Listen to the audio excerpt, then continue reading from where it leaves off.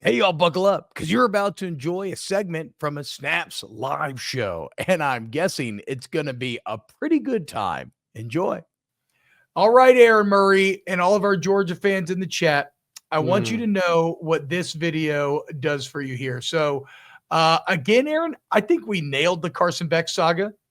From the day one, we said there's no way he should go to the NFL. He'll make way more money in college.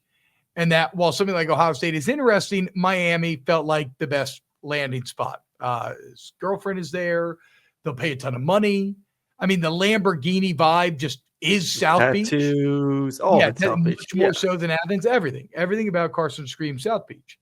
Well, lo and behold, Friday afternoon, Carson Beck announces he will be heading down to the U to take his talents for next season. We'll get into the details, but here is Carson Beck and his girlfriend after the announcement. It's all about the you. It's all about the you. It's all about the you. It's all about the you. It's all. Aaron, I asked you the other day, is Carson a damn bad dog? You refused to acknowledge it. But now, with this betrayal, as you can see, Carson saying it's all about the you. Not a couple of weeks after leaving UGA, and now he goes down to Miami, and it's all about you. Is Carson Beck indeed a damn bad dog? No, he's not a damn bad dog. I just think there's a level of, to me, it feels like immaturity with the entire thing, and I scream immaturity. That's all I'm going to say. I think there's immaturity. There's because I don't get immaturity here. I just get a man who's like, "Fuck you, y'all ran me out of town." Well, guess what? They're fucking paying me. What exactly? But that's immaturity and not understanding what you're losing the rest of your life by doing something like this, and not essentially just playing it low key. Appreciate Georgia. Appreciate my time. This just felt like the natural next step in my evolution as a quarterback. Good opportunity. But to do little things like this just piss off a fan base that has really supported you for 4 years, you know? And yeah, it may have been rocky down the stretch. Save it. I don't give a fuck about it. The Georgia, look, both sides wronged each other. I agree, but doesn't mean end of a year. And y'all fucking told him he sucked. Y'all ran him out. No one fucking didn't. It's the same thing. It's the same thing as the whole Stetson Bennett craziness after the second national championship, where he is on stage saying that, you know, all that stuff and piss a bunch of fans y'all off. Shit all over Stetson too. You called him a fucking walk-on and a mechanic or a car salesman. Listen here, dumbass. It is 5 to 10% of the fan base who feels a certain way. 90% of them are appreciative of what Carson and Stetson did. Instead, they want to focus on the 5 to 10% that are negative. I do not agree with Carson. It was absolutely a majority of Georgia fans that were sick. It wasn't.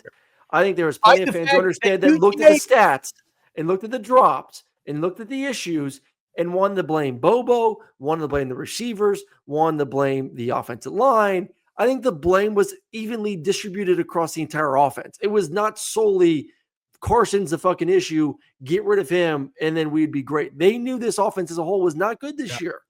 No, chat's right. They're accusing you of gaslighting us. I completely agree. Look, Aaron, I feel that on my neck, okay? That ain't rain. What? You're pissing on me. Okay? Don't fucking you think he's a bad dog. You think he's a bad dog for this. So you're putting all the blame on him. I think, no. I think the breakup got so toxic that, yes, as a Georgia representative here on this show, I will grant Carson the title of damn bad dog. Oh. Yeah. It's a bad breakup. It's a bad breakup, Aaron Murray. I don't know what else to tell you. It's so everything he's done for 2 years, out the window. Fuck it. Done. Doesn't that suck? But that's what y'all did. I completely disagree. That's what y'all disagree. Completely disagree. The money would tell you differently. That dude made $10 million. People in the state loved him, appreciated him. That's why they hate him. That's why they hate him. That too. That does make sense. With great, I mean, what did Uncle Ben tell Spider-Man? With great power comes great responsibility. With great money comes great expectations. That guy's for sporting truth. Spank makes it. Carson isn't known for making the best decisions. Stapleton? What a game. What did Spank Mapleton say? Carson isn't known for making the best decisions. And I go back to what I go back to what I originally said. Immaturity. Toxic towards him again. You're saying that it's all good, and then you're like, I agree. Carson doesn't make the best decisions. Doesn't mean he's a bad dog. There's plenty of guys on the team that make bad decisions. Does not make him a bad dog. Okay, like you want to jump from like you make a couple bad things, you never set foot in the state again. And I'm just saying that like he made some bad decisions. Don't like the ending, but I still consider his time at Georgia. Like I appreciate what he did. You know what that sounds like? What? Just a lie. Just like you're saying that just because you feel like you have to because of the relationship that you have and whatnot. When really you're just as angry as the rest of the Georgia fan base that he didn't win a natty. You're just as worried that maybe Stetson and Monken were just some sort of flash in the pan, and that in this new democratized age of college football, sure, Georgia will be great, but can they really be great again? Like y'all thought y'all were going on a Nick Saban level run. The rug done got like one of Aaron's favorite crypto schemes.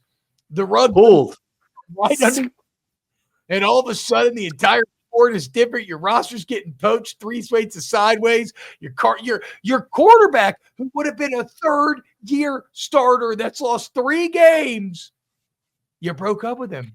But you have to agree, it was good for both sides for Carson to move on. We talked about it. It was good for both sides to move on. Which is crazy, though, because when else in college football history have we seen a quarterback with the on-field success that Carson Beck had that people would be like, it makes sense that they went their separate ways? It's fucking wild. Like, it is wild. It's the same thing that's happening with Quinn Ewers right now. Like, Quinn's saying he's going to the NFL. But because I do think that I still believe that there are fans that understand and have grown up watching college football that feel the natural progression. You come, you play, you move on. We're excited for the next group of people. Like, this is college football. And we're so stuck in this new era where guys get 5, 6, 7, 8, 9 years. It's like, and move on. I think people are just ready for the next thing. They're ready. This is where Aaron's dangerous. Because no. Because I agree with you that is part of the attraction of college football. Yes. But you never feel that way with quarterback. Nobody ever want. Do you know how valuable a third-year starting? So then why do Texas fans want to get rid of Quinn, who played a great game and led them to the semifinals? Because they're like Cameron Diaz in The Mask. They're looking for they want to see the next thing. They want to see the next thing. Exactly. They're used to college football. They're ready for the next shiny thing. So defend yourself. What? You broke up with Carson without an Arch Manning. I mean, the both backup quarterbacks were highly recruited. I think fans are excited about both the young guys. Pribula. Tell me about Pribula some more. Who the fuck needs Raiola? We got Pribula. You know, I heard something the other day. Was it on this show or somewhere else? Someone told me that Raiola may hit the portal and come to Georgia.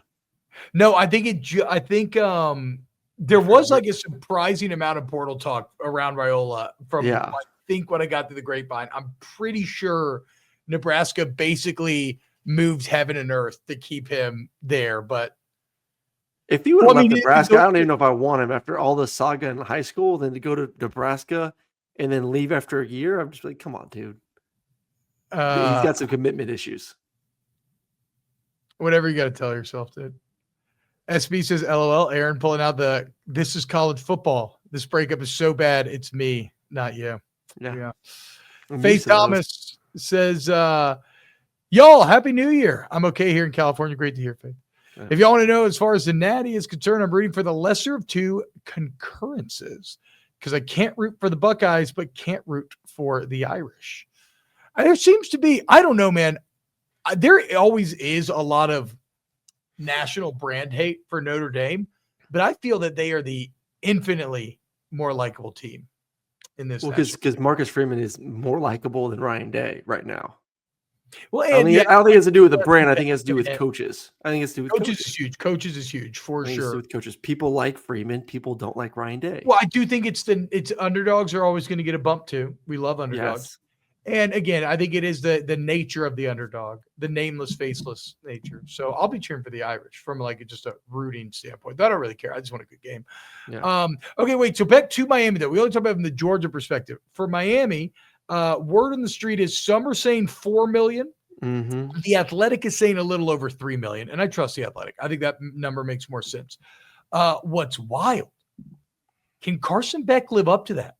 That is double what Cam Ward just made. And Cam Ward just delivered Miami a 10-win season and the best offense in the entire country. It ain't Cam Ward's fault Miami didn't end up in the playoff. No. That motherfucker did everything he could to try to He had a Heisman-type season. Sorry-ass defense across the finish line. He's not going to have Xavier Restrepo. Like Cam Ward, number one offensive country, hands down, maybe best quarterback in the country. That's the bar. And Beck's going to make double. And that's the bar he has to live up to, and he's going to have Xavier Restrepo to throw to. I know they signed C.J. Daniels from LSU. That's a very good signing. And they got good young talent. They returned a lot of O-linemen. Like, I think they'll be very good. Oh, they'll definitely be good. Coming off of an injury, though, with great money comes great expectations. The bar for Carson is going to be massive. I'm a little shocked that it's so much money because I don't know who else was going after him. So with that apparently, kind of money. Shannon Dawson saying, well, also, I think you have to learn away from the NFL for whatever that's worth. Yeah, but if he went on the NFL, he'd probably be making $1 million next year. So I don't think that he's making triple what he would make, triple to quadruple what he'd be making. So this is not an NFL comparison. This is someone else at the table. Well, that's a piece in the pie, though. And somebody else probably driving the price. But also Miami, according to Shannon Dawson, the OC, Miami is very much being public about how the only other guy they were interested in was Quinn Ewers, and they don't know what Quinn's doing. Yeah. And who else is left? They liked Carson's athleticism more than Quinn. And the only thing they were worried about with Carson is the injury. But that they talked to San Francisco, the 49ers, and how it was with Brock Purdy recovering. And they actually seem to be putting it out there, though, of course you are, after you make this deal. But Miami is putting it out there that they don't think the injury is a big deal at all. That he'll be throwing again in 8 to 10 weeks, and he'll be fully ready by the time. My only worry is obviously limited time repping with your starters because you're not going to, even if you're not throwing competitively. Like he will not be throwing competitively to his guys until August. And then from there, you have a month to essentially build that chemistry and timing. So maybe a little bit of a slow start. But when it comes to guys in the portal, like I still will stick with my stance on Carson that he is uber talented. He has everything you want from a quarterback standpoint. He made some incredible plays throughout this football season with a team that had more drops than anyone else in the country. So I still think this is a great move. And for Miami, you get a 10-win season, you get excitement, people are juiced, you capitalize on that, you get more money, and then you go out there and get the top quarterback in the portal. He is one of the top guys in the portal, and he was the top guy that was left. Yeah, you're trying to do the same thing that you did last year, but we've seen it. You look at Ole Miss, you look at like the portal can be very volatile, where sometimes it all comes together and it works perfectly, and other times you do the same things in theory. You go get the top guys, and it doesn't mesh in the same way. I'm going to be fascinated. Florida State. Yeah, exactly. Perfect. I mean, where would you put him for quarterbacks? I would put him at number 1 in the portal. Experience, played in big time games. I would say more arm talent than anyone else in the portal. Only thing that concerns me a bit is the Georgia factor. Cam Ward played on teams in which almost every week he would have been the underdog. So that's not my question. My question is who is better in the portal? I'm saying what concerns me about Beck a little bit. Because like guys like Cam Ward, or even say John Mateer, Wazoo, the other big name, right? Yep. These are guys who were having to consistently punch up and force their teams to win games, overcome to win games. Carson Beck's had a lot of help at UGA. And it's the same thing that I get to when I evaluate Alabama. A lot of help with the most drops in America. That's a lot of help right there. Okay, last year he had Ladd McConkey and Brock Bowers, and that's why we hyped him up. Who were injured the majority of the season, who missed the majority of the season. Okay, so is Carson Beck bad? I don't know. You tell me. Is he bad? Is he good? I don't think he's bad. When have I ever said he's bad? So, okay. You know what? Never mind. You're right. He has not held. It's not easy to be the Georgia Bulldog quarterback. It's probably not. It's probably It way fucking easier. sucks. It's probably way harder than being the Washington State quarterback. You're right. My bad. Yeah, it would be way his No- life No would be so much defensive easier. in support, Miami. no weapons, no None. five stars of the offense. Suck my fuck. See, this is that gaslight. You almost had me. You almost fucking had me. But you keep throwing all these narratives out that aren't fucking true. This ain't silver dollar. Brock and And Lad I'm not missed the in- majority last season. I'm not a Tridell, okay? Yank at me. You got to It was a work KD. for this. KDs are my thing. All right, That's I can try fine. KDs. Well, guess what? The only KD I recognize is Twitter Kevin Durant, okay? That ain't me. You ain't going to get me like you get your little Phillies out there running in the field. No, okay? So the point is, I'm just a bit worried what happens with Carson when you're on a more even playing field, just like when an Alabama player goes to the NFL. You know? I still don't think Miami in that roster in the ACC you can consider an even playing field. Okay, that's actually a fair point. Okay. That's the best point you've made yet. I will concede that for once you're being honest here. Oh, well, I'd say that was informative and fun. If you agree, please hit the like button, sub, and we'll see you next time for some more snaps.